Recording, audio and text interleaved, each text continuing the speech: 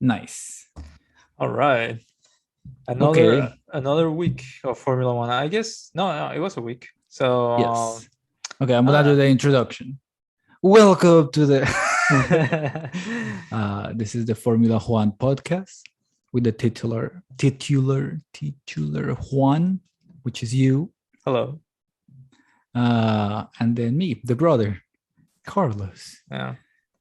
I feel like I have the absolute worst voice for podcasting because Nah, we got good voices. I think you got I a better voice than mine. oh, what, you think so? I don't know. I feel like Yeah. I have an accent. Well, I have an accent, and I I feel like my voice. I've always said this, but I feel like my voice is not meant for podcasting or for speaking English. It's more for like Yeah, speaking Spanish. I feel like yeah, my that's what voice it in was made Spanish for. sounds really good. Yeah. So yeah, I don't know. Well, anyways, getting a little derailed from the start here. Anyway, Canada, Formula One. Mhm. Let's do it. The Canadian Grand Prix. Yeah, pretty good week in the Formula One. I mean, I think it's kind of a return a little bit to to more exciting races. I don't think we're like at the top of excitement anymore. But I think it was just fun enough to see all the different scenarios that were playing out because of the qualifying. I mean, of course, it Mhm. was a rain qualifying. Perez crashed out. That was pretty exciting. The Mhm. qualifying on the rain. Yeah, yeah, but they're always fun. Every time it rains, like you get a fun, exciting qualifying. So yeah, Perez crashed. Then Leclerc, well, he had an engine penalty, so he after Q2 he didn't even do a run, and then Alonso got a good position in the qualifying. So it's a bunch of different things. The Hasses were far ahead in the qualifying, and the Aston Martins were far in the back. The Aston Martins had looked pretty quick the entire weekend until that point. Uh, so yeah, I mean, quite a few things happening in qualifying that made the race, I think, pretty exciting. I thought, or like fun. It was just like a fun Yeah, race, the fun the to watch. weekend the weekend was fun. I think so. There were a lot of things to look forward to the whole time, Mhm. whether the delivery was there or not. It's not all the match. I think the excitement was pretty good to carry on to like being a good race. Although from the beginning I thought like unless Fernando Alonso Yeah. or maybe Max Verstappen himself makes a mistake, he's just gonna win. Yeah, I mean, as the weekend went along, I thought more and more that like the Red Bulls had more pace, and this was evidently just a more power oriented track. I mean, we talked about it last week. I thought like the some of the turns were like slow enough, but it really is all fast turns, except for the last pin. So it just turned out that the Red Bull, as practice was starting, I was like, oh, okay, the Red Bulls are just like quicker. And then after qualifying, I was like, okay, Leclerc is starting 19th, and Sainz is starting like third or fourth. No, I think third. So it was like, yeah, no, nothing really is gonna happen. There's no way Fernando's ever gonna send it on Max Verstappen. I mean, he's a fan of Max Verstappen, so he wants Verstappen to win essentially. So no, I thought it was like, yeah, well, the race is kind of over, but there's a couple of storylines to follow. Like the midfield fighting among each other, and Leclerc and Perez both, pursuing each other in a way, and then the will the Mercedes hold? Yeah, I mean, I don't know. I thought that was interesting enough that when the race was about to start, I was like, oh yeah, I'm actually excited to see this one because there's so many variables to start with. Yeah. Okay, so let's start talking about it Sure. right from the beginning. Well, not from the beginning. There's just like let's talk about the entire race. Do you have a specific topic or the most obvious one that you feel like, oh, maybe we should cover this one? Um, I don't think so. I All think right. that the only one that I have maybe is the Perez. No, not the Perez. The Kevin Magnussen Hamilton at the beginning. Uh, Oh, we can save that for later because I have a whole part for that I want to mention as well. okay. But besides that, before we move into that, because I think that's like probably not important, we can get right into the meat of what the race was about, which is Carlos Sainz versus Max Verstappen. I think that was like the most hyped, like the most tense part of the race, where Yeah. we feel like okay, something's gonna happen. Um, And I feel like the entire race, like although it had some like really nice moments, at some points they were like just dragging. I think seeing Charles Leclerc being stuck for like a while behind an Alpine was frustrating, but finally, like the race delivers something, which is Sainz coming onto the pits under safety car conditions, so he can get brand new tires. Given it was only like 6 laps newer than Verstappen, and trying to make a run at Verstappen and tried to win the race. Questions for you here. Sure. We already saw the outcome. They both had same tires. Sainz had younger tires, but he was not able to overtake Verstappen. Do you think that the way that he drove was the best way for him to overtake Verstappen? Because every time that I saw him going onto that hairpin, I felt like he went in so poorly. I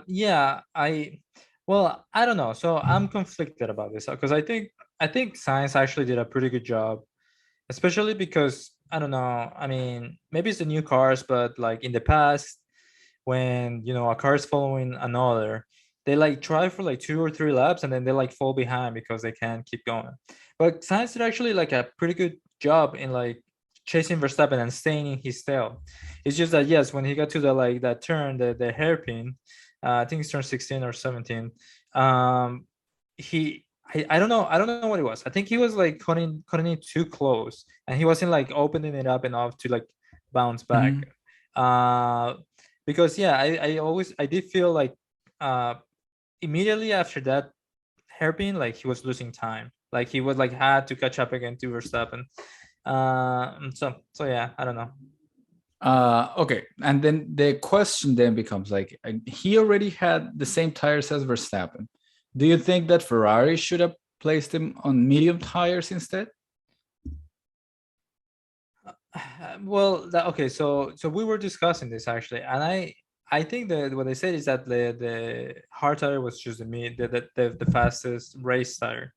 Yes. And I think it would have been the same. I think the times were similar enough with both tires that like I don't think it would have made a difference. It's just I think the hards lasted longer.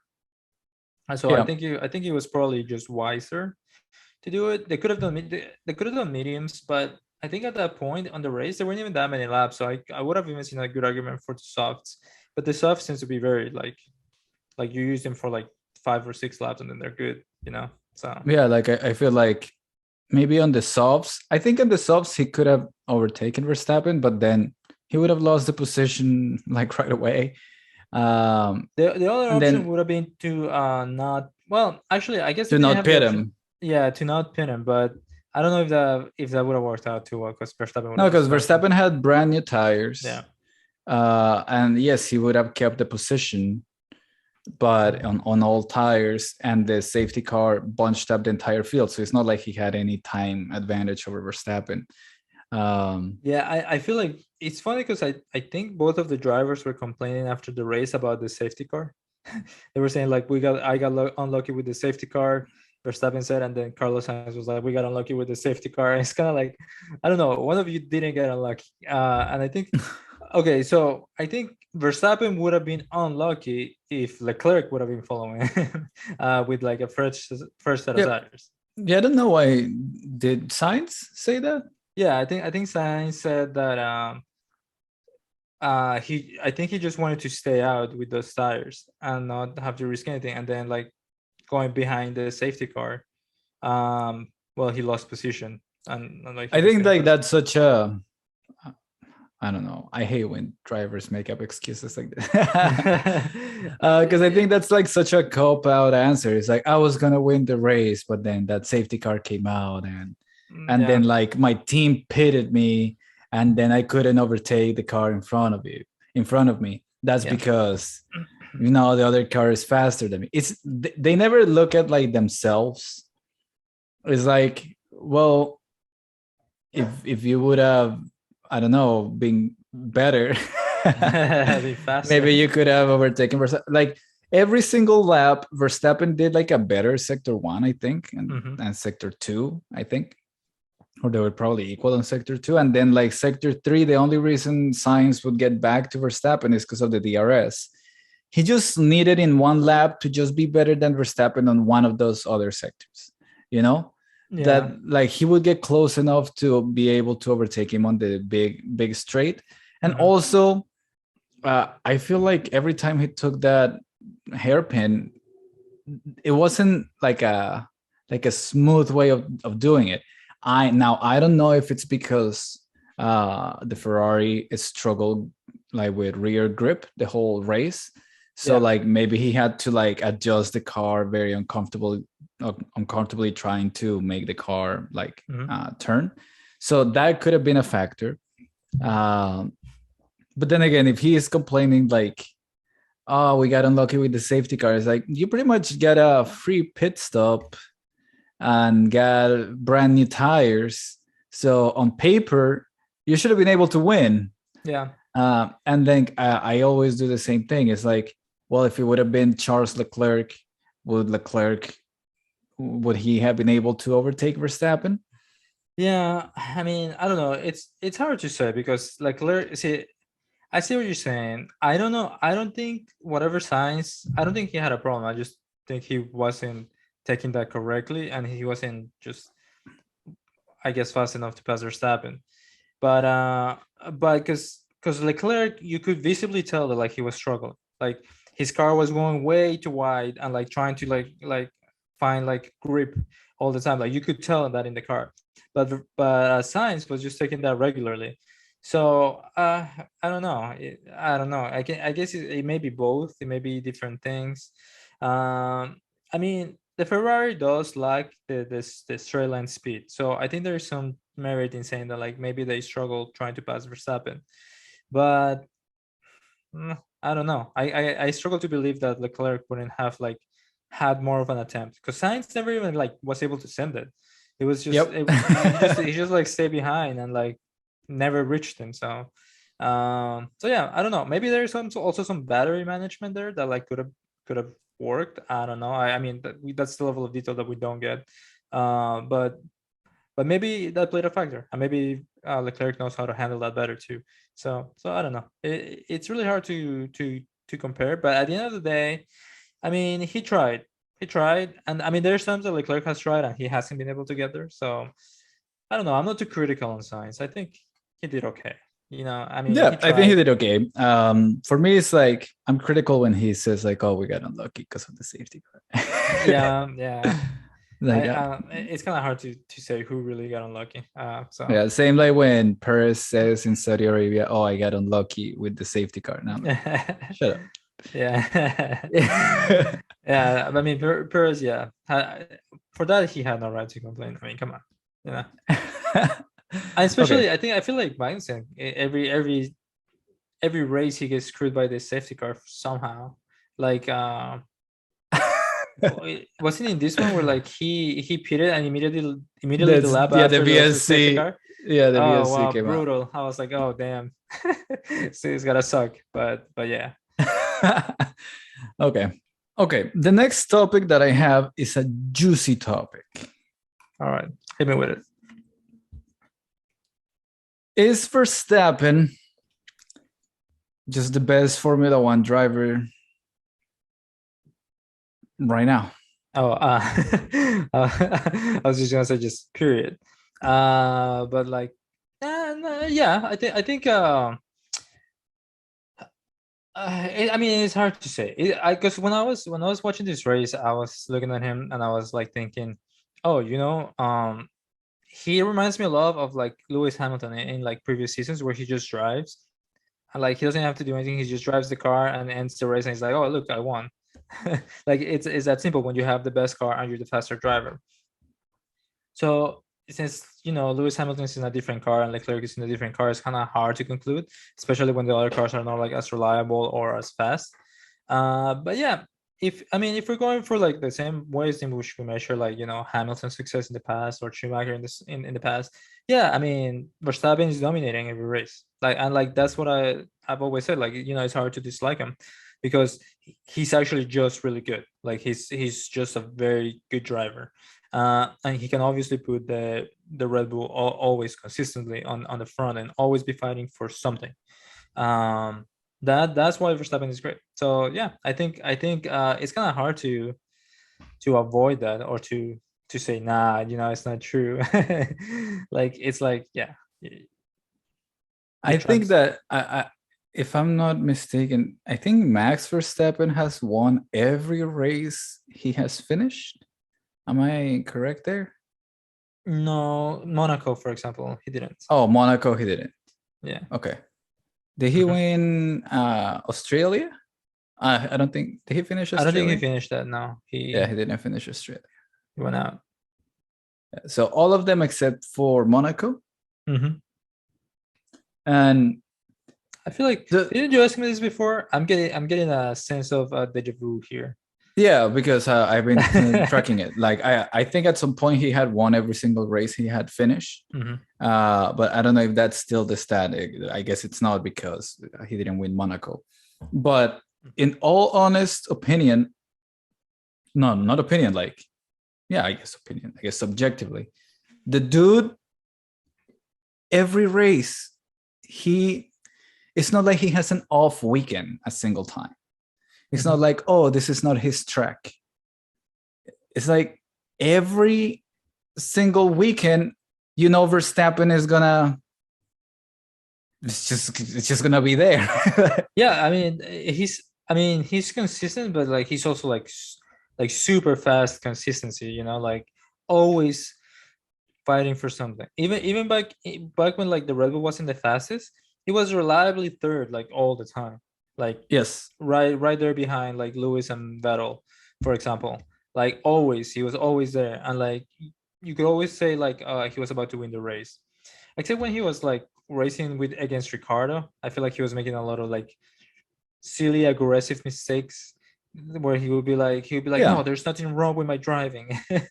but like he has improved since then, and I think now that he drives more calmly, I think he's starting to realize that that's probably the best way to do it. You make less mistakes, and then you're just more consistent. So I think yeah, I mean, very very fast driver.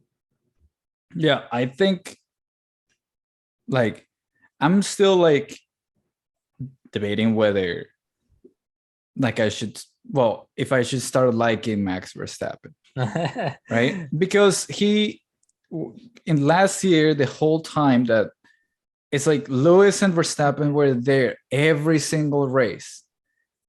And that's something that Leclerc currently doesn't have compared to Lewis Hamilton, or compared to Max himself. Like, Leclerc has a mistake in him every now and then that he just hasn't ironed out.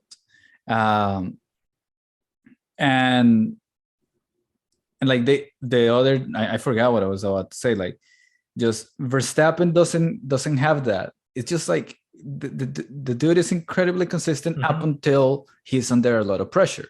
Yeah. And I feel like the pressure that we saw last year, like Lewis Hamilton and Max, is like we can see how both drivers, like, that pressure makes both of them make mistakes. Yes. I think that's why I think that this championship is more or less over.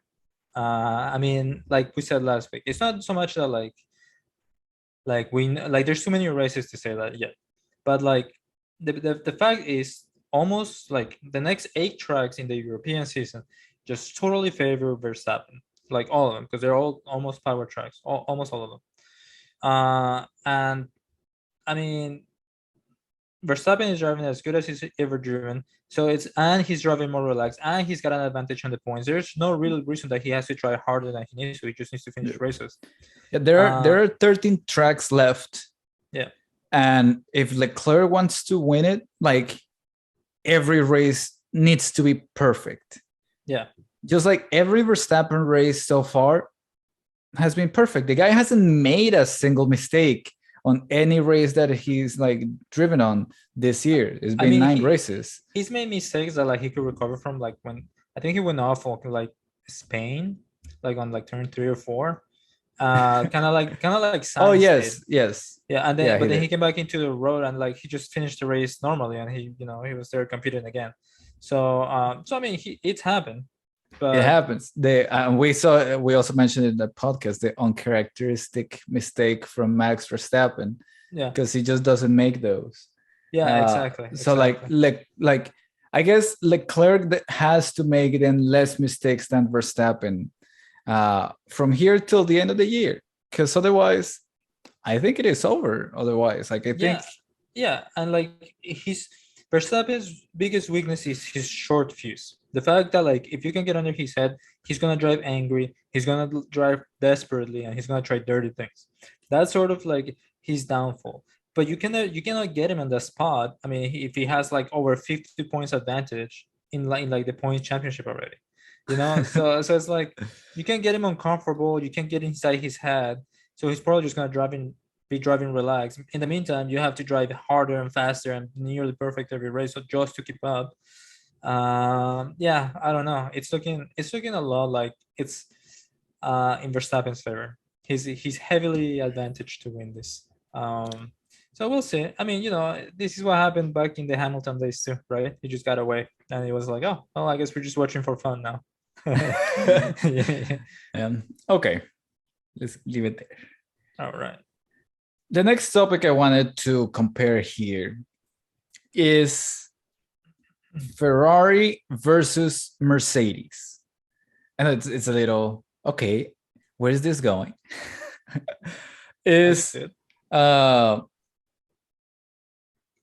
Ferrari this year are the ones that are competing for the championship against Red Bull, Mhm. And they have these mistakes constantly that Ferrari can make a really good and a really fast car, but that's the best thing they got. The rest of the team, the strategy, the engineers, and everything else, the pit stops, they're just missing that. Like, okay, Yeah. you have the fast car, but you need now the rest of the package to come in so you can win the championship. In the Michael Schumacher era, they had everything: the fast car plus the brilliant minds of all the people that were working at Ferrari at that time. Yeah. And right now they don't have that. And like the reason I compare it to Mercedes is because this year, like Mercedes, they don't have the fastest car, but dude, they are there every race, like they're best of the rest consistently.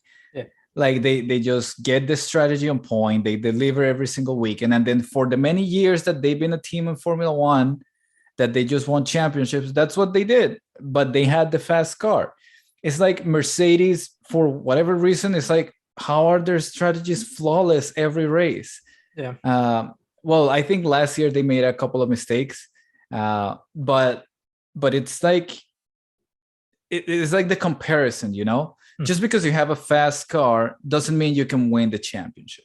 You need the rest of the package to be there, and especially if you want to compete against Red Bull, which Red Bull have always been like challenging for victories in every single season, and Mercedes had that, so they can compete. And Ferrari just doesn't have it. Yeah, I mean, yeah, and that's something that you can still see about the Mercs is that like every weekend they have like just all the strategies. They understand how to get the car from like ahead of the grid to like the top, right? Like consistently, and they know. I mean, they just know what they need to do. It's almost like they're operating in like a window between like the midfield and like the top of the field, where it's like I feel like the midfield sometimes just makes mistakes. They're not. I mean, they're like worried about what others are doing, but the Mercedes are just there. They're just ahead, but they're just like in this weird in between zone. So, but they're still like you can still see that like they still know exactly what they're doing. Ferrari, on the other hand, it's like it's like the first time they're here. they're just like making like mistakes left and right, and like the strategy calls in the past few years have just been awful. I just like reliably wrong all the time. And it's one of the is big a big reason why, like, in my opinion, that Leclerc wasn't winning more races on like the 2019 season, is because Ferrari managed a way to mess it up in all sort of different directions. Like, I think in Monaco was a good example in which, like, they shot themselves in the foot for no reason, and they kept Leclerc on the garage on Q2 for whatever reason. I mean, that's the type of thing. So yeah, I don't know. I think their pit crew is okay though. And not I not this race. They had um like Leclerc came in and then it was like a 3 sec like a 6 second stop. mhm. Uh, and then he came out behind the DRS train. That is true. That did happen, and just right behind them. Yeah. Yeah, like and like the pit stop was like 3 seconds slower than it needed to be. Yeah. Like those 3 seconds means like you can put the car where you need it to be. Yeah, I don't know. I mean, I don't know if it's been like that.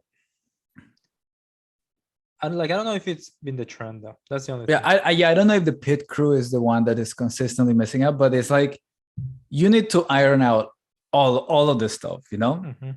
Yeah. Like you gotta get the pit crew training the whole time, like so they know exactly what's going on.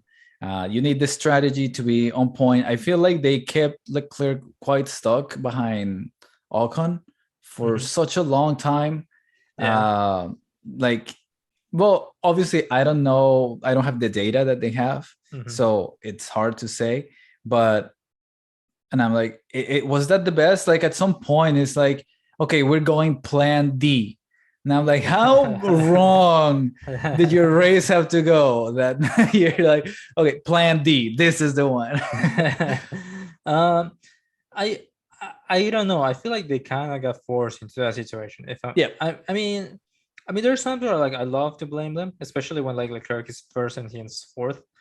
Uh, but no, I mean, there's times where, like, this one where, like, I feel like there's a little bit of nuance, and I think that he needed to go in different tires, like he was in hards, and he needed to go in something else, and he couldn't pit like too early to get the Mhm. mediums because otherwise he was gonna get screwed.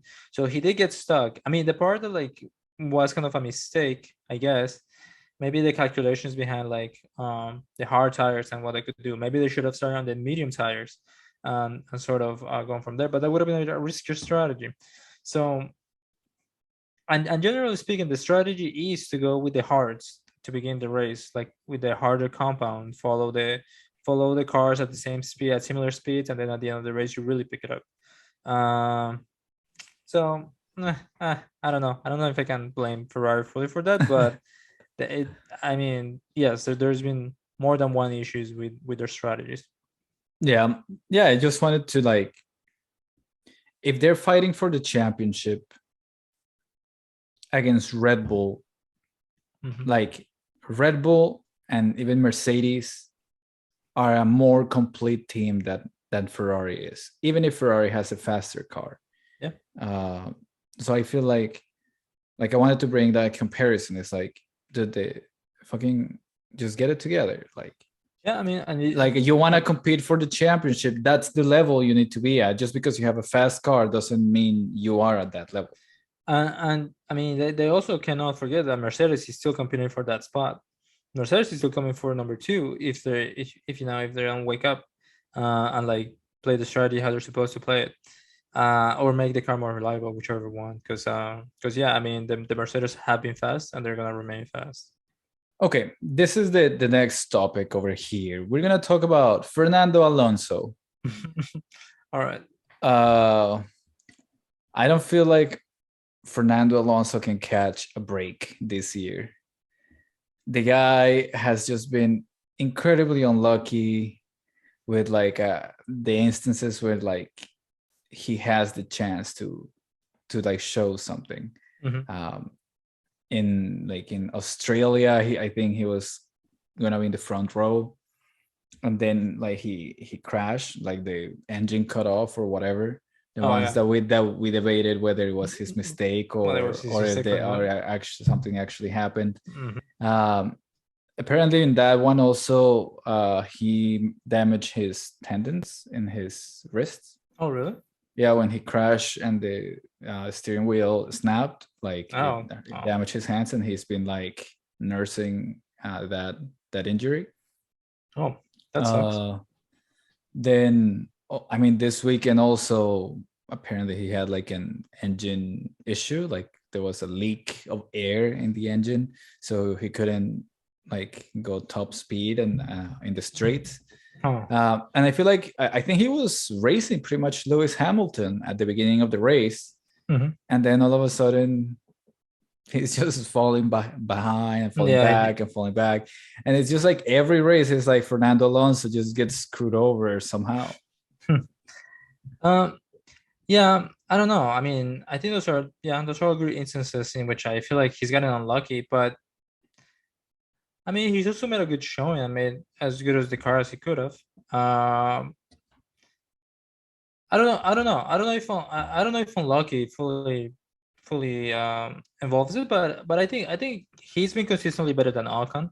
Um, and yeah, I guess there's a couple of circumstances in which he has gotten screwed, but I also think he's gotten good points for the team. I mean, the only thing is that he hasn't gotten like a podium, or like won a race or got pole position. I mean, he's always been kind of close, but I mean, those are the tough breaks. I think he's probably gonna need to be in the right spot, but I mean, bad luck can't last forever. I think he's gonna come back in a few races, and if he just has a couple of good races, then we'll see him do like pretty cool things. So yeah, Yeah. To this yeah. conversation, speaking of unlucky drivers, we can now also include Kevin Magnussen. Yeah, yeah. Which I have a little bit of criticism for K-Mag, but if you wanna talk about Well, K-Mag yourself. I'm a big fan of K Mag. I think he does a great job.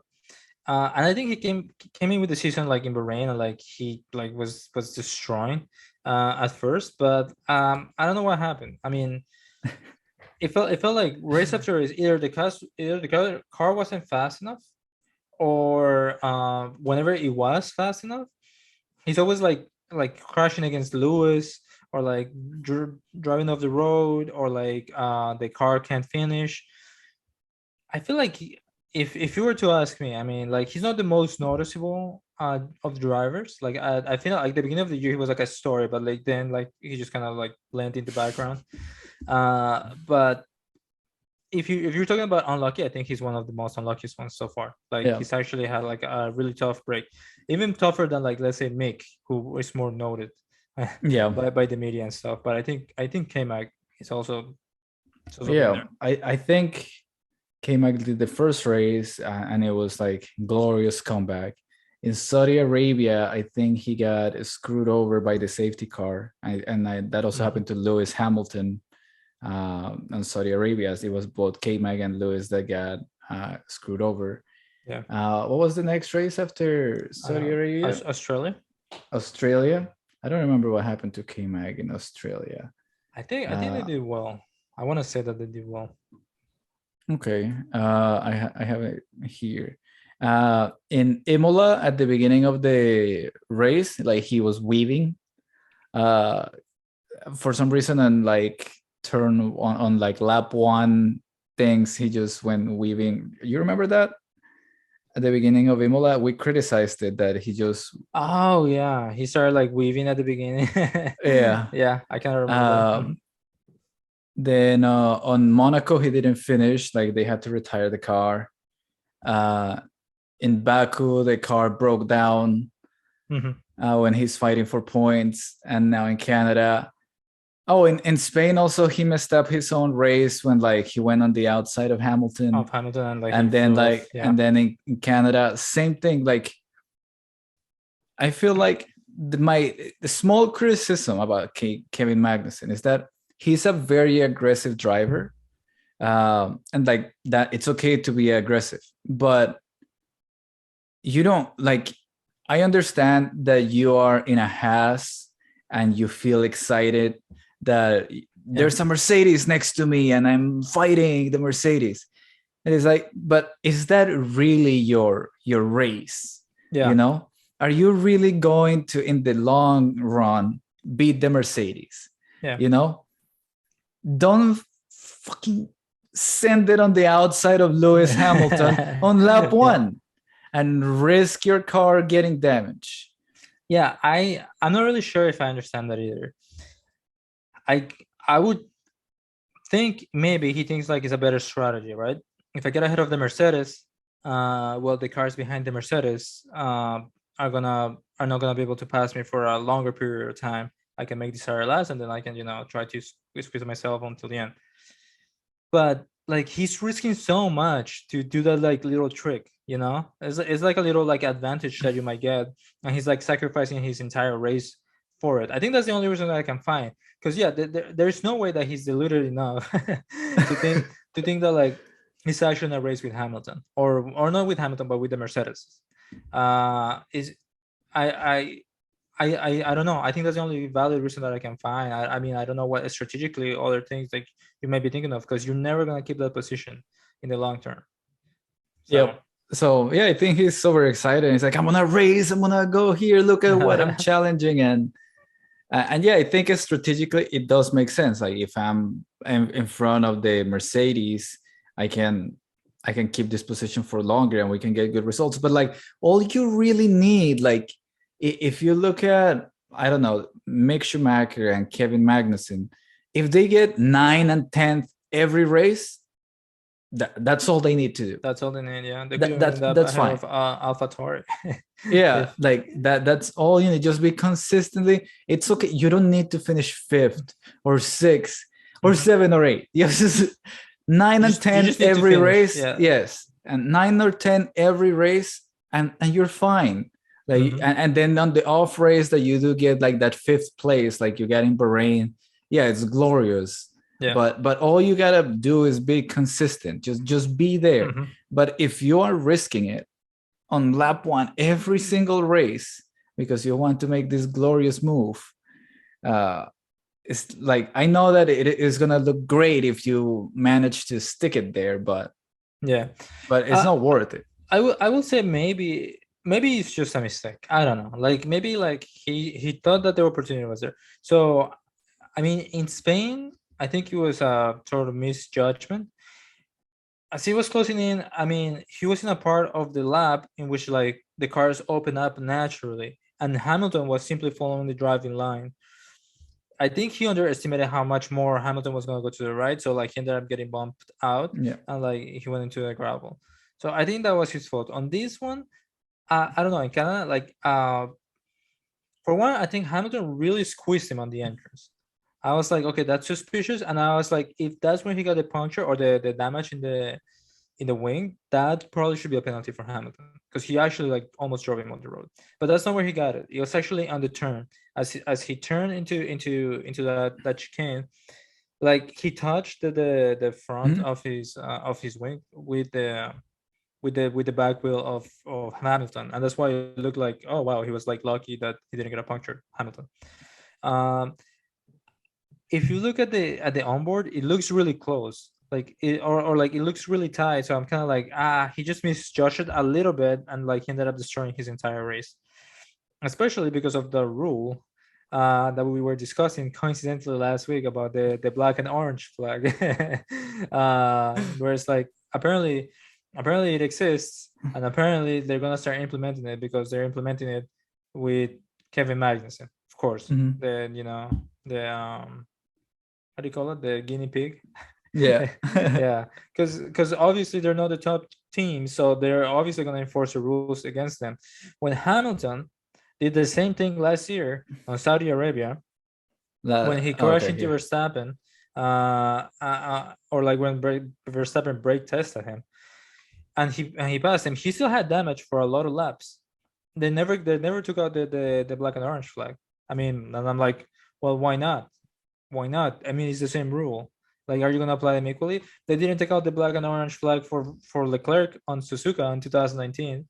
I mean, eventually they did after like he nearly decapitated Hamilton and destroyed his like rear wing mirror. So I don't know. I guess this goes into the complaints portion of the pod. But like it's consistency in the rules that is totally lacking. Like Yuki had to pit last time, but it seemed like so much worse because like his DRS was open, and then this one was like, I mean, there was a dangling beat, so I don't know. I don't know. It seems like there's just not enough consistency. I think it's probably right to show him the black and orange flag, but then just make sure you do it every time that it happens, you know? Yeah. Before we get into the To the complaints. into the let's criticize the FIA, I have one last topic. All right. Okay. The last topic before criticizing the FIA that I have is something that happens now this year more than the previous years in Formula One. And it's because the regulations this year allow the cars to follow each other better and for longer periods of time. And that's really good to see. But they are also not overtaking each other because this DRS trains. Yeah. And God, it's so annoying to watch a DRS train. And you don't know who to blame for this, you know? Because the guy that's like in front of the DRS train is definitely slower than the guys behind. But the thing is that his car is just faster, like on the straight. Yeah. Therefore, like the person with the DRS cannot overtake. Yeah. And then like it just forms this train that is so frustrating to watch. And it's like Formula One can repeat the footage every lap of the DRS train, and I wouldn't know like which one was which. that you're showing me a replay because every lap is just the DRS train, the same cars, 5 cars, just like me. And it's like nothing is happening.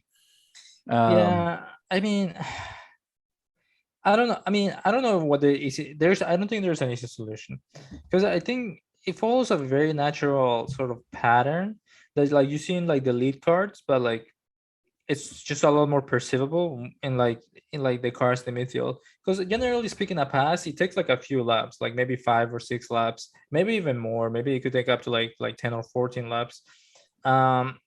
So like it's something that you have to work for. But when there's like these like huge sets of like trains, and one of them really struggling to pass the car ahead, like the car has just more engine power.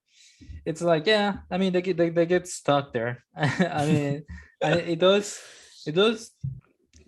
allow or doesn't allow for as much excitement. But then again, there's like other parts of the track where like if somebody makes a mistake, then like all of a sudden there's like all this tension happening, like all of these passes happen like nearly simultaneously. They all like just sort of start going on. So I mean, I don't know. But I kind of think they're fun. I kind of think they add like a nice little discomfort, a nice little tension. Something that happens in other categories that also use DRS is that the DRS use is limited. I think it's Formula 2 or there's another formula that you can only use DRS like 8 times in the entire race. So you choose your battles, you know. It's like, do I get a good exit here? Am I close enough? I am. Okay, DRS. And I'm going for it. I don't think that's the solution for Formula One specifically because we already have little overtaking with DRS. So you do need DRS for the entirety of the race as long as it's a dry race. But I think something like allowing like the drivers to, like, they have the battery, right? Allow the drivers to choose also where they can use the DRS during a lap. Something like that. Yeah, I don't know. Again, I see this thing. It's like I don't know if there's any easy answers. There's no perfect solution for it. Yeah, I mean, I kind of like how it works in the game because I don't know if how it works in the game is how in real life. That like you charge your battery slowly and then you can deploy your turbo, and like once you deploy, turbo, you deploy the battery. Sure. Yeah, because turbo is just you mean a boost. We call it turbo because in Spanish it's like, oh, you gotta press the turbo button Yeah. but you mean a boost, like the extra battery boost. Yeah. Yeah, I mean, that's yeah. what I mean. Whenever I play the game, I just call it a turbo because it's what it is. It's just like you deploy the battery and you get more speed. It's kind of like, and like But what in is that? In like the I mean, Fast and the Furious. but in technical terms, that's not turbo in an engine in a car, you know. I mean, yes, technically speaking, a turbo is a different thing. I understand that, but it's fun enough to call it a turbo. Well, in any case, I don't know. I don't actually know if it works the same way in Formula One as it works in the game. That like you press a button, you deploy a lot more of your battery, and then you have to recharge it for that type of thing. I don't think it's as straightforward. I don't know how long it actually takes to charge the battery back up. Um, I don't know if you use it's like a one-time use and then you have to wait for like 6 laps, or if you can use it like every lap consistently and slowly deploying it. That's a way in which I think that this could be solved if it was more of a like an actual turbo, like you press it and you just go faster for like substantially faster, Mhm. right? Like in addition to the DRS. But again, I mean, I don't know. I guess that gets too much into the technology, and I honestly don't know enough. So I think it works like that. As far as I understand, the battery, let's call it 100%. Mhm. Like it's either fully charged or whatever, not charged, or somewhere in between. But I think you can only use it for a certain period of time every lap. So even if you have it at 100% and you want to use it all, Mhm. you I mean, perhaps you can if you just press the whole thing so it deploys, but you can only use, I think it's only for 8 seconds per lap. Is that what the I think so. Like you, regulations are, or just because the yeah. teams can't do it No, forever? I that's what the regulations say. It's a specific amount of time. So you press the button, and even though the battery is deploying, there's a point where it will no longer deploy because of the regulations. Okay. I'm pretty sure like all the cars have like that installed in the cars, and then you can charge it. And I think there's also different ways to which you can deploy it. Either you can just press it and fully deploy full power of the battery, so you get all of that. There's like a way that it just depletes the battery over a certain race distance. I think that's what they use in qualifying. That like they have the battery being deployed the entirety of the lap. Yeah, I think that's, and then you have it charging. So yeah, I think that's how it works, but I'm not exactly sure.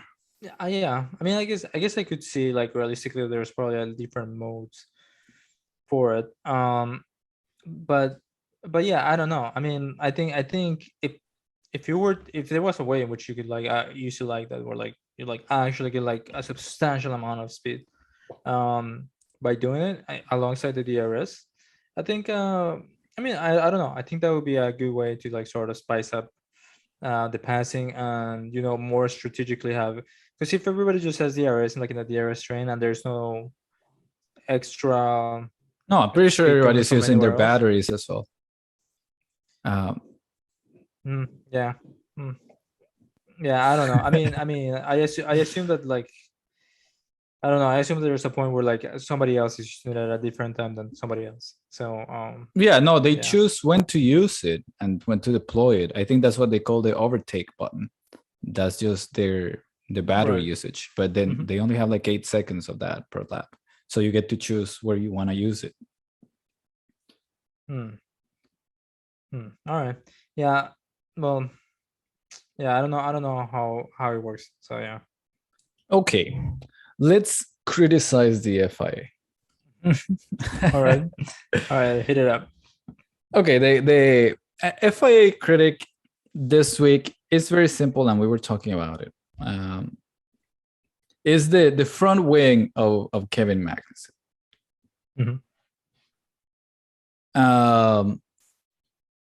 I know that it's dangerous for his wing to be hanging like that, And I do think that safety should be the main factor when making a call that, like, hey, you need to be forced to pit. But it needs to be consistent. It cannot be that in Monaco, Lewis also had his fucking wing dangling and he wasn't forced to pit. Yep. Mm-hmm. Like the wing broke off in the middle of the tunnel and he was just allowed to continue. Yeah. And in previous years, it has been like the same thing. I'm only taking into account what has happened this year because I know that after last year, there's a lot of changes that have been made. Mm-hmm. But the criticism here is that consistency. And the other one, the second criticism is like, what are the fucking rules? How come every race we're changing the rules? Yep. Like every race, like we are just doing our own thing. And then this race is like, oh, from this race going forward, if there's damage to the front wings, you need to pit. It's like, okay. And then the next race, a new incident happens. Okay, from this race going forwards, then this new thing. And then the next race happens. And now from this one going forward, this other new. Now I'm like, why is there so many holes in the rules? Yeah, no, it's unbelievable, really. I mean, like, for some reason, this is something that like the FIA cannot get right. I don't understand what the issue is. I mean, it's like it's a lot of like, I want to say incompetence, but it's more like it's not incompetence. It's more like inaction. Like week after week, it's like the rules are getting broken. So there's something that's going wrong, and like we have to sit here and question it. Like, well, how come that happened? But in the past, something else happened. How come when that car does it, it's not okay, but when this car does it, it's okay? And like, it's like literally every week where we have like a new topic of like just like, oh, so we're talking about this rule again because the FIA somehow managed to fuck it up in the past and also this season and like in just in the past two races. So it's like, I don't know. I feel like there may be something fishy going on, but it could just be just like ineptitude in general. Like that, like they don't understand that there's just a fundamental problem. When your viewers, the fans, see something and they question it and they learn it for the race. They're like, okay, well, that's something that I noticed. And then when it happens again, they're like, well, how come they weren't penalized? It's kind of like, who's making the rules then? Like, when are the rules applying? Tell us. If you're gonna make all these exceptions, well, tell us why you made them. You know. Yep. The other one that we haven't spoke about is the Fernando Alonso weaving. Yeah. The weaving is always a thing. Like in some races, it's a 5-second penalty. In some races, it's not a 5-second penalty. I think Stroll got a 5-second penalty in Australia for weaving. Mm-hmm. Then Kevin Magnussen on Imola didn't get a penalty for weaving, even though it was clear. Very clear that he was weaving. Yeah. Was he like on the first lap? Yeah, the first lap. Yeah. Uh-huh. And then we have now like Alonso weaving, and it's a 5-second penalty. And I'm like, is it so which ones are 5-second penalties? Which ones are not? It looks like they should all be. Yeah. And then does that mean that like every time that somebody weaves, it's a 5-second penalty? Oh, so you're telling me that Max Verstappen should have lost the championship last year when he weaved the entirety of the last lap? Yeah. Yeah, like, I agree. It's like I mean if you're gonna penalize it, just penalize it. I mean, it looks like because the Fernando Alonso one was a one-time incident. I don't think it was doing the entire race. It was just that one lap that he did it. He whizzed a little bit, and it was dangerous. No, it was dangerous. Did you see the replay? Yeah, I saw it from Bottas's view. Yeah, it was pretty bad. Actually, it was like all over, and like Bottas came. He was like, I couldn't do anything. He was weaving dangerously. Yeah. And it's kind of like, okay, well, you're gonna penalize that, but like then Verstappen literally in live television in probably the most televised ever final in Formula One, he did that too. but you didn't penalize him. Like, I mean, like there, and this is what we say. This is what we say, that like we hated the end of last season is for this reason. It's not because Verstappen won. It's more because like the rules were like fucked with, so that like it was more entertaining, and like it compromised the entire like fiber of the sport. Where like one guy that shouldn't have won, that literally broke the rules, and that the rules advantaged him going into the last lap, um ended up winning the race. It's unbelievable. I mean, it's unbelievable. And it's like it also, I mean, I think there's a lot of political powers behind the scenes, especially from Red Bull. I don't know. I mean, from what I've heard, like they have a very close ear inside what the FIA does, and like in the conversations that they have with the FIA. It's always, I don't know if it's always been the case, and I know it's always been like theorized that Mercedes also has like this type of thing. It is possible that the big teams have like this sort of like in with the FIA, but I think last season was like a clear evidence of like Red Bull in the phone, talking to the FIA as like the last lap incident is about to happen, telling them like you need to move those cars out of the way, and like they did it. Yeah. They did it for And then them. like yeah, and then in Saudi Arabia, the FIA is like, I'm gonna give you the opportunity to give that place back. Yeah, to give the play, and they're like, what the fuck? Aren't you the FIA? Aren't you supposed to tell them like, hey, give that place back?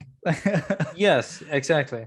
And like or to just penalize them because they didn't give him, like, right? Yep. Like that's what the job is supposed to do. So yeah, on Saudi Arabia also the same thing is like, at least this year, it was clear that Carlos Sainz was ahead when he came out of the pits on the safety car line, and Perez didn't give the position back until after their safety car restart, and we never heard from the FIA as to why they didn't penalize it. Yeah, it's like, oh, because he gave the position back after the race started, and I'm like, but they should have been before. Right. That is a really bad precedent, because like what if they would have swapped position, that like, or what if one of them would have overtaken the other, or if one of them would have gone up into different places, then what the fuck do you do? Like I guess it's just a time penalty, but like I don't know, it gets into like this inconsistency of like every scenario is like it's a measure. It's like, no, there's rules, just apply the rules, don't give options. Then, like you say, it's like, and it's also political power, because there's what is it, Kevin Magnussen like asked Ocon, or Ocon told Magnussen, it's like, oh, I complain about your front wing because I know the FIA are easy to influence. Like we heard the radio, it's like, oh, that's dangerously hanging. Yeah, that's dangerously hanging. It's gonna hit me right in the face. Yeah. I mean, I do agree that it's dangerous. I do agree that, like, I know it's dumb that it's a little piece. Yeah. But that piece goes flying off to a driver's head, and that's it. Goodbye, that driver. Yeah. They're going really fast, and that shit is carbon fiber. It's gonna just cut through the driver's head. For anybody that hasn't seen it, I will strongly suggest to look up the Felipe Massa. Was it Felipe Massa or was Felipe Massa? I think 2008. With the spring on the field, when like a spring hit him right in the helmet, and like literally knocked him out. Knocked him out. It knocked him unconscious. In the middle, he was about to take a turn, but like hit him, and like he just went straight. Like he went straight, and even after he crashed, the foot still on the throttle, and you can hear the engine, like it's not stopping. Oh, that's very dangerous. It's such a scary thing. And it was just a small piece. I mean, I guess it was a metal piece, but like still just a small piece. But if you see what happened to like Hamilton's rear wing mirror on Suzuka, you also get a good idea of what could happen. Piece goes flying, and then that thing just like flew off. And I was like, I mean, that could have been somebody's face, like it's not a small hit. It's like that thing just like off. I know we have the halo, but the halo is not a perfect mechanism, safety device. It's still very open as to what can go through it. Yeah. So like you can't just say like, oh, we have a halo, it's fine. And I'm like, it's gonna be a point where like that a piece is gonna fly in between the halo, and then Yeah. goodbye to the driver. So I do agree that if it breaks something as minimal as that, the car should come in. I Yeah. think that even if it's unfortunate and like it's like a small thing, I think safety should trump everything else. Uh, but then again, like to do it every race, like you, how come on this one you're forcing Magnussen to come in, but then in the last one you're allowing Yuki Tsunoda to with some tape in his rear wing to just keep racing for the next 10 laps. Yeah. And I'm like, that's 10 laps on tape. Like, remove him. Like, I'm sorry, you cannot keep racing if your car is like is not safe to race with. Yeah. So, yeah. No, yeah. I mean, yeah. Anyways, I guess we can end there. No, yeah, that's my criticizing the FIA. Just it's just frustrating every single time. And like I say, is every race that they are it's a new rule, and I'm like, just the rules don't change. You wrote the rules, just apply them. Yeah. I mean, yeah, that's what it is. And make sure that they're consistent. So yeah. Well, that's all I got. Do you have any topics or No, I think we covered everything. I mean, it felt like it was gonna be a little bit more eventful than it ended up being.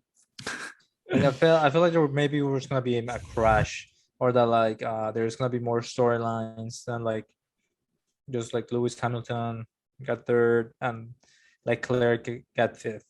Like nothing as exciting as I thought was gonna happen. I mean, a couple of good passes by Leclerc.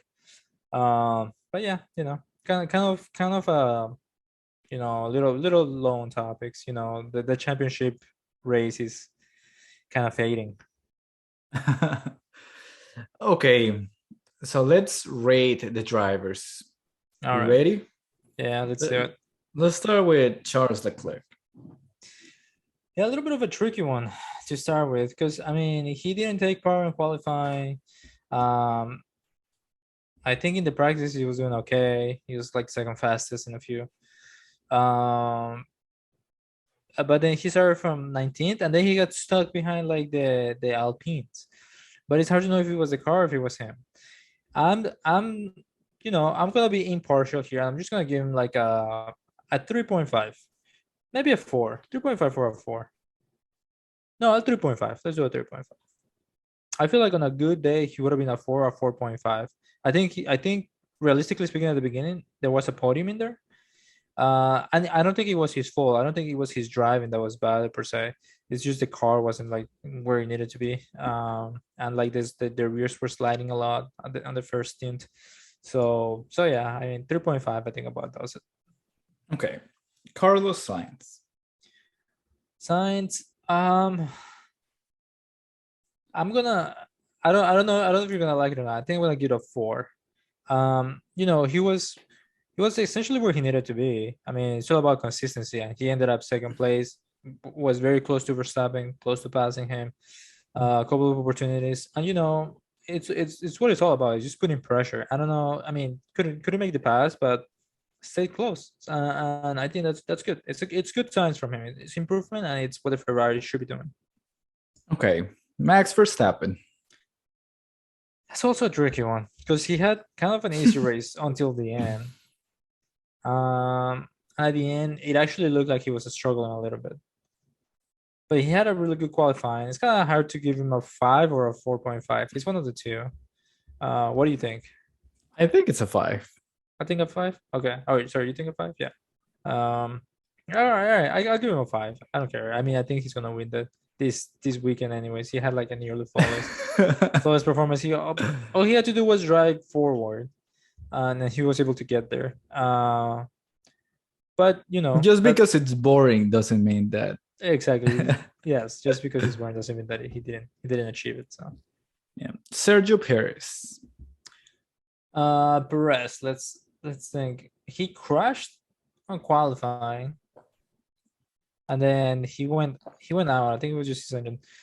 I think the correction in qualifying was pretty unacceptable. I mean, if you're really in the championship fight, if you're a second driver, then sure you can crash. But if you really want to fight for the championship, you can't afford to do that and like start the race on 14. You know, I think that's pretty bad. I'm gonna give him. I want to say a 3 at best, but it could be as low as a 2.5, because that's bad, and that's all we got to see from him. Just him crashing and then him going out of the race. Barely any Yep. passes. So Yep. George Russell.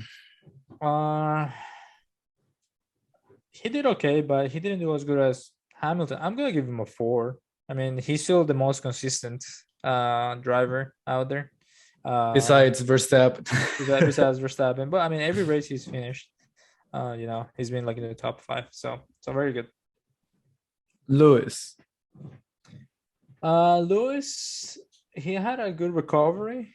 He had a few passes there, and he was always he was almost near the front at a point where like he almost could have even fought for a win had they crashed in the front. But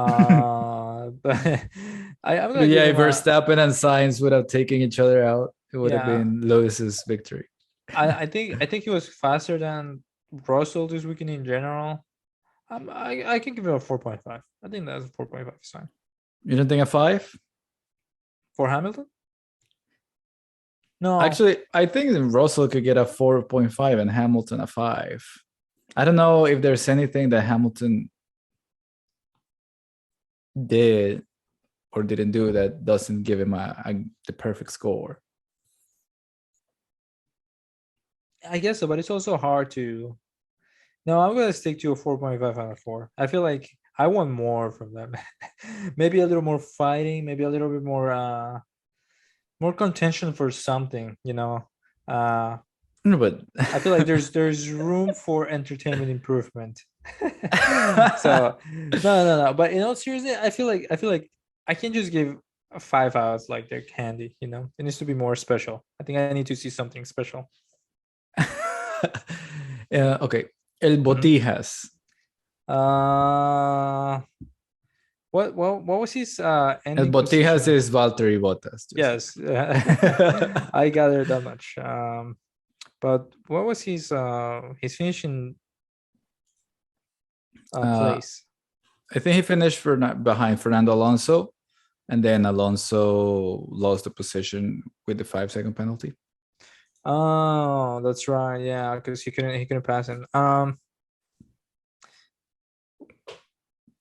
gonna say. Yeah, he got 7. I'm gonna say that's a 4. Solid 4. Good effort. The Alfa Romeos came out of nowhere because they were nowhere in qualifying. The Aston Martins looked so much faster in qualifying. Or before qualifying, the Haas look a lot faster on qualifying, and then the Alpines were there the entire weekend. So the Alfa Romeos just kind of came out of nowhere, and they took like what was it, like 7th and like 8th or something. 7 and 8th, yes. Yeah, I mean that's really good. That's really good for like nobody talking about them.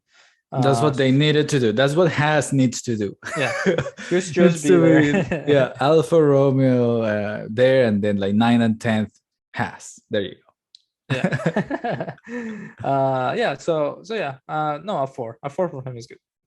And what about Guanyu? I could give him a 4 as well. I think. For a rookie, he's doing pretty good.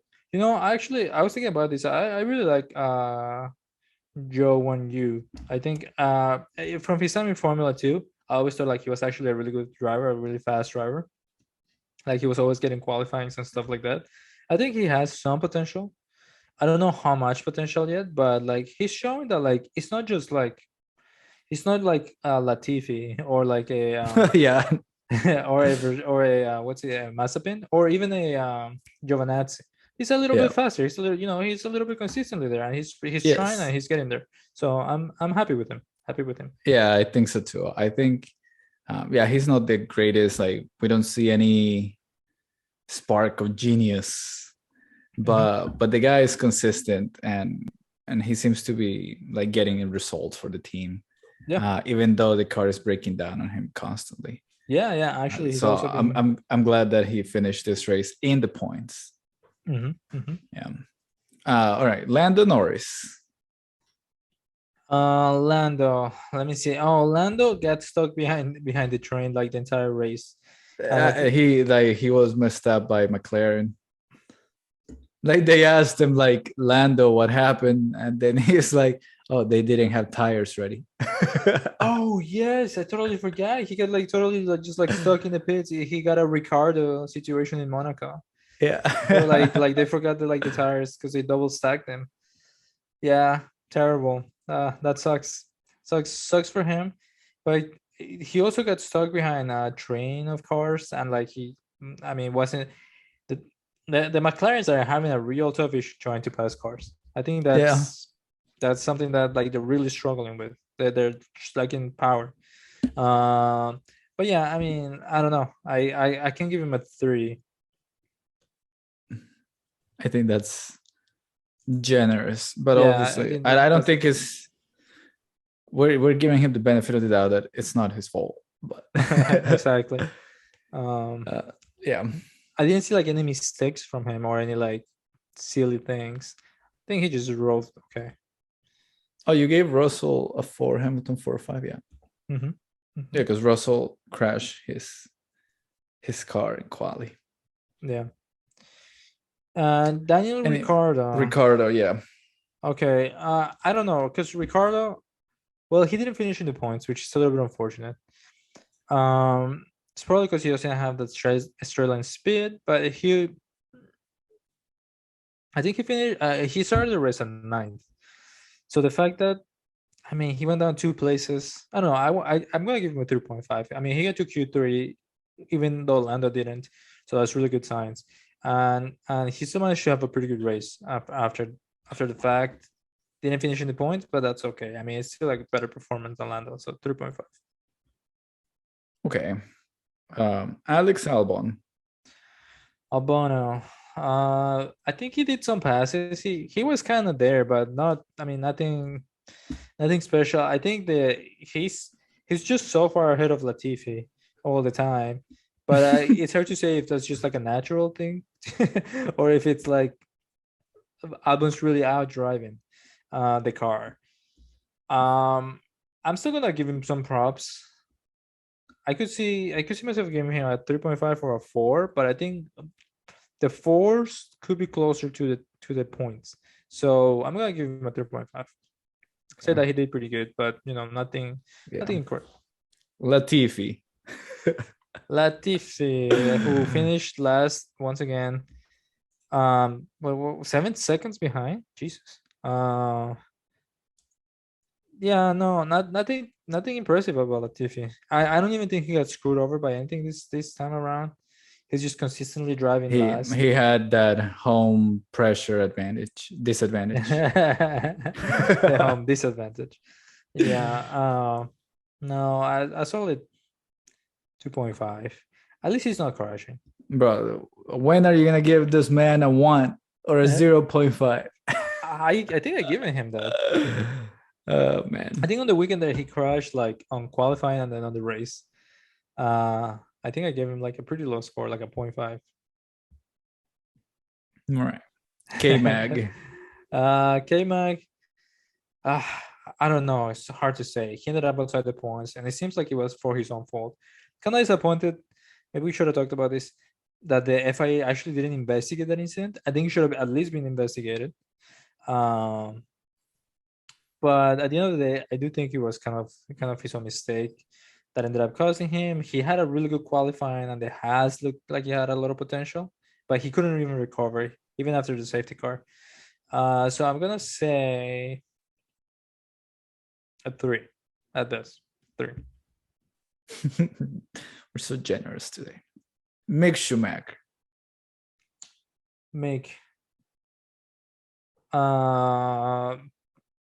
He didn't qualify Magnussen, and then he just went out. I'm also gonna give him a 3. Maybe Magnussen at 2.5. I think that's more appropriate. So make you think drove better than Magnussen? Um, Wait, Magnussen 3.5, you say, or 2? no, 2.5. And then No, Mick. yeah, because I think, yeah, I mean, at the end of the day, I think he would have ended up higher So just you're because of saying that Magnussen drove just as good as Latifi? Or should Latifi be lower? I'm not saying that like the driving was like similar, but I'm saying like a mistake cost him a lot of points, or cost him position, cost him the entire race. Yes, it's just one mistake, but it was a pretty big mistake. And now he ended up outside the points and he ended last. And then he also didn't have a good recovery race. I mean, I'm a big fan of Magnussen. I think I'm trying to be objective. I think at 2.5 is appropriate. But are you trying to be objective with Latifi? Give him less.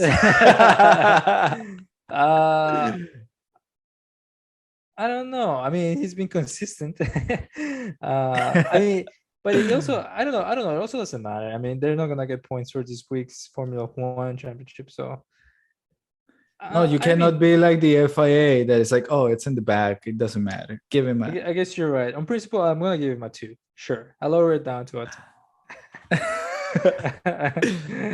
Mick Schumacher. Mick. Oh, I said 3 for him. 3 for Mick. Okay, Esteban Ocon. Ocon, I don't know, man. Maybe a 3 or 3.5. I mean, he ended up in the points, but I don't think he's doing anything special. If I'm gonna be honest. I think he drove a pretty solid race, but yeah, the guy is just hitting the throttle and having a faster car. Yeah, he didn't outqualify Alonso, and he also, I mean, he also got given that position by Alonso essentially, or not because Alonso wasn't driving fast enough, because he was struggling with the car or whatever. Still, I mean, I guess he still finished like pretty high, best of the rest, anyways. And even though it's a very subdued performance, it's still solid enough. I'm debating whether I should give him a 4 or 3.5. Maybe the 4 is okay. 4 is fine. Alonso. Alonso, on the other hand, I could see myself giving. I'm gonna give him a 3.5 or a 3 even. I could give him a 3. I'm gonna give him a 3. Actually, I think they You're gonna would give him a 3, even though he said he was losing 1 second per lap on that straight. Yeah. I think the weaving is really what cost him at the end. I mean, yeah. Had he not done that, he would have saved more points, and I mean, that's not good driving. So Okay. I'm gonna go with Gasly. well, let's see, Gasly. I don't know. The Alpha Taurus, I think, were like nowhere this weekend. Also, unfortunately, it's pretty sad for Pierre Gasly and for Yuki. But I don't know. At 3, for Gasly. 2 for Yuki. 2 for Yuki. He Yeah. drove just as bad as Latifi. He crashed out. I mean, you could say 2.5. Oh but yeah, his sole mistake too. Out of the pit lane, he's just lost it. yeah, out of the pits. And like it's not like he was like being really impressive otherwise, right? It's not like he was like out racing anybody. It's just like he was in the back positions and then he just crashed out. So yeah, that's you. Maybe even Okay. a 1.5, honestly.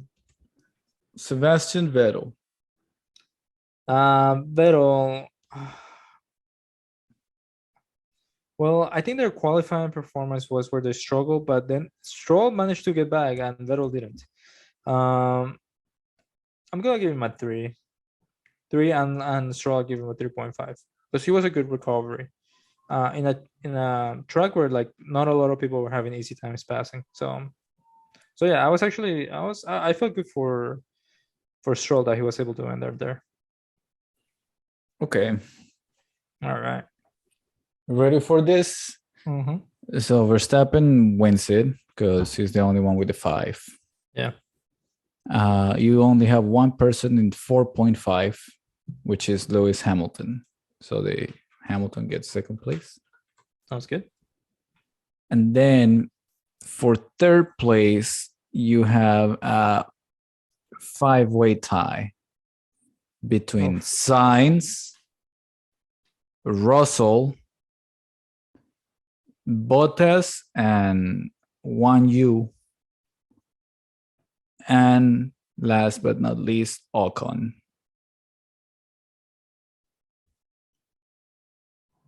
Ocon, Sainz, Bottas, Guanyu. Who was the last one? Russell. And Russell.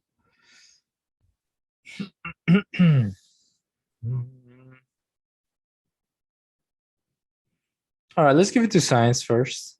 I actually think it was a lot of progress, and fighting Verstappen for the lead is good. Is good enough. I think It's just what he should be doing. Yeah, it's a lot of improvement. So I'm happy giving it to him. Then Guanyu, Bottas, Russell, and Guanyu, Bottas, Russell, and what was the last one? The fourth one? Guanyu, Bottas, Russell, and Ocon. Okay, so Russell next. Let's just go. Yeah, let's just go by. No, actually, I think. No, yeah. I mean, Bottas, then Ocon, then Guanyu. I would say that.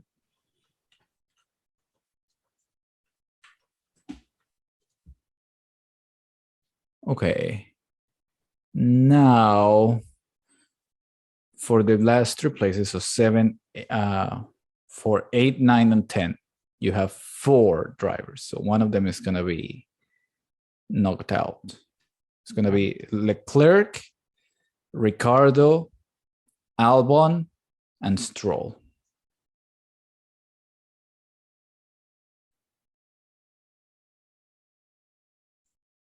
Let's knock out Albon. Because I really can't say that he did that good. Maybe it should be Leclerc, then Stroll, then Ricciardo. I think that's probably the best. Okay. When that we're done, we have 2 minutes left in the call. Yeah. For to talk about thoughts on Silverstone, which is coming up. Yeah, no, I'm excited. I think Silverstone, generally speaking, is a good race. Red Bull is going to win it. I think Red Bull has a clear advantage. That being said, accidents have happened there. There's safety cars every now and then. We'll see what happens. But it's also a pretty easy track there's a lot of space. Like, it should be good. An easy track in staying in. Like it's not like a Monaco. It's not like it's still difficult to drive in.